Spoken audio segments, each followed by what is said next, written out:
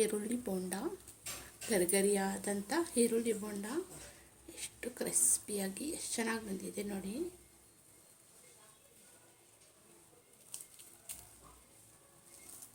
ನೋಡಿ ಎಷ್ಟು ಕ್ರಿಸ್ಪಿಯಾಗಿದೆ. ಇದು ಯಾವ ಥರ ಮಾಡೋದು ಅಂತ ನೋಡೋಣ ಬನ್ನಿ. ತುಂಬಾ ರುಚಿಯಾಗಿರುತ್ತೆ. ಸಾಯಂಕಾಲ ಟೈಮಲ್ಲಿ ಟೀ ಟೈಮ್ಗೆ ಸಖತ್ತಾಗಿರುತ್ತೆ ನೋಡಿ. ಎಲ್ಲರಿಗೂ ನಮಸ್ಕಾರ. ಕುಮುದ ರೆಸಿಪಿಗೆ ಸ್ವಾಗತ. ಇವತ್ತು ನಾನು ಈರುಳ್ಳಿ ಬೋಂಡ ಮಾಡ್ತಾಯಿದ್ದೀನಿ. ನಾನಿಲ್ಲಿ ಕಡಲೆ ಹಿಟ್ಟು, ಈ ಕಪ್ಪಲ್ಲಿ 2 ಕಪ್ಪು ಕಡಲೆ ಹಿಟ್ಟು ತಗೊತಾ ಇದ್ದೀನಿ. ಅದೇ ಕಪ್ಪಲ್ಲೇ 1/4 ಕಪ್ಪಷ್ಟು ಅಕ್ಕಿ ಹಿಟ್ಟು ತಗೊತಾ ಇದ್ದೀನಿ. ಅದೇ ಕಪ್ಪಲ್ಲೇ ಸಣ್ಣಗೆ ಹೆಚ್ಚಿಟ್ಕೊಂಡಿರೋಂಥ ಈರುಳ್ಳಿನ 2 ಕಪ್ ಸೇರಿಸ್ಕೊತಾ ಇದ್ದೀನಿ.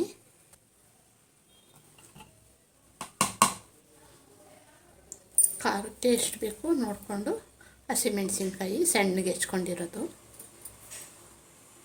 ಒಂದು ಅರ್ಧ ಟೀ ಸ್ಪೂನಷ್ಟು ಜೀರಿಗೆ, ಒಂದು 1/4 ಟೀ ಸ್ಪೂನಷ್ಟು ಇಂಗು, ರುಚಿಗೆ ತಕ್ಕಷ್ಟು ಉಪ್ಪು, ಚಿಲ್ಲಿ ಪೌಡ್ರು ಸ್ವಲ್ಪ ಹಾಕ್ಕೊತಾ ಇದ್ದೀನಿ. ನೋಡ್ಕೊಂಡು ನಿಮ್ಗೆ ಖಾರ ಜಾಸ್ತಿ ಬೇಕು ಅಂದರೆ ಸೇರಿಸ್ಕೋಬೋದು. ಮತ್ತು ಸಣ್ಣಗೆ ಹೆಚ್ಚಿರೋ ಅಂಥ ಕೊತ್ತಂಬರಿ ಸೊಪ್ಪು, ಕರಿಬೇವಿನ ಸೊಪ್ಪು,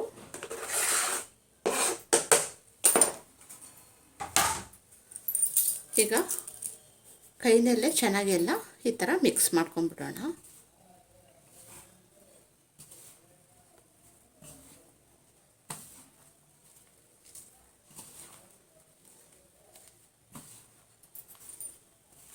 ಚೆನ್ನಾಗಿ ಈ ಥರ ಮಿಕ್ಸ್ ಮಾಡ್ಕೊಂಡಿದ್ದೀನಿ. ಈಗ ಒಂದು 1/4 ಟೀ ಸ್ಪೂನಷ್ಟು ಬೇಕಿಂಗ್ ಸೋಡಾ, ಒಂದು 1/4 ಟೀ ಸ್ಪೂನಷ್ಟು ಬೇಕಿಂಗ್ ಸೋಡಾ. ಜಾಸ್ತಿ ಹಾಕ್ಬಿಡ್ಬೇಡಿ, ಎಣ್ಣೆ ತುಂಬ ಎಳೆದು ಬಿಡುತ್ತೆ.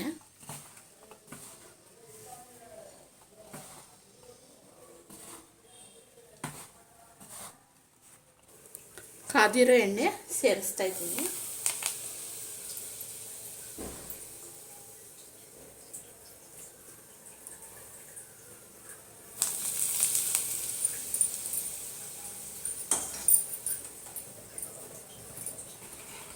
ಹಂಗೆ ಮಿಕ್ಸ್ ಮಾಡ್ಕೊಳ್ಳೋಣ.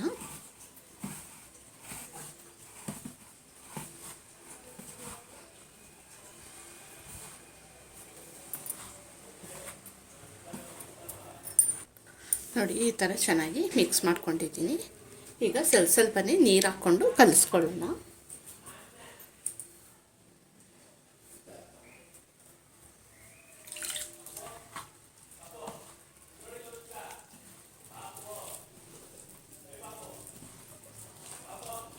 ನಾನೇನು ಕಡಲೆ ಹಿಟ್ಟು ತೊಗೊಂಡಿದ್ದೆ ಅದೇ ಕಪ್ಪಲ್ಲೇ 1 ಕಪ್ಪು ನೀರು ತೊಗೊಂಡಿದ್ದೀನಿ. ಇಲ್ಲಿ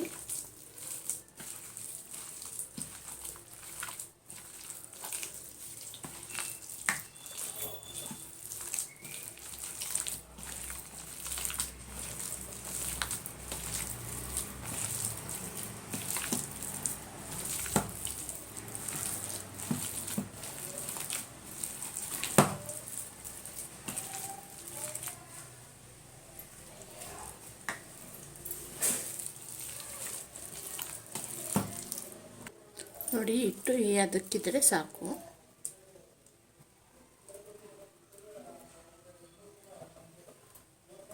ಒಂದು ಕಪ್ ನೀರು ತಗೊಂಡಿದ್ದೆ, ಅದರಲ್ಲಿ ಇನ್ನೂ 1/4 ಕಪ್ಪು ಮಿಕ್ಕಿದೆ ನೋಡಿ. ಒಂದು 3/4 ಕಪ್ಪಷ್ಟು ನೀರು ಹಿಡ್ದಿದೆ ಅಷ್ಟೇ.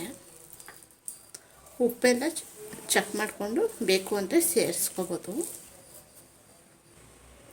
ನಾನು ಇನ್ನು ಸ್ವಲ್ಪ ಉಪ್ಪು ಕಮ್ಮಿ ಇದೆ ಸೇರಿಸ್ತಾ ಇದ್ದೀನಿ.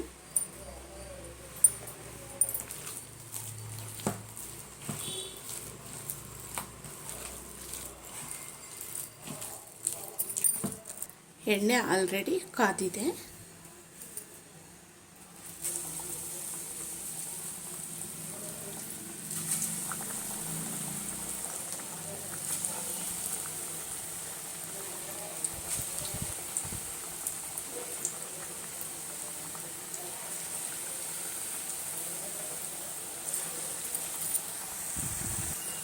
ಫ್ಲೇಮು ಮೀಡಿಯಮಲ್ಲೇ ಇರಲಿ, ಯಾಕಂದರೆ ಒಳಗಡೆ ಬೇಯಬೇಕಲ್ಲ, ಮೇಲ್ಗಡೆ ಎಲ್ಲ ಕಲರ್ ಬಂದುಬಿಡುತ್ತೆ, ಒಳಗಡೆ ಬೆಂದಿರಲ್ಲ. ಮೀಡಿಯಮ್ ಉರಿನಲ್ಲೇ ಆದಷ್ಟು ಫ್ರೈ ಮಾಡ್ಕೊಳ್ಳೋಣ.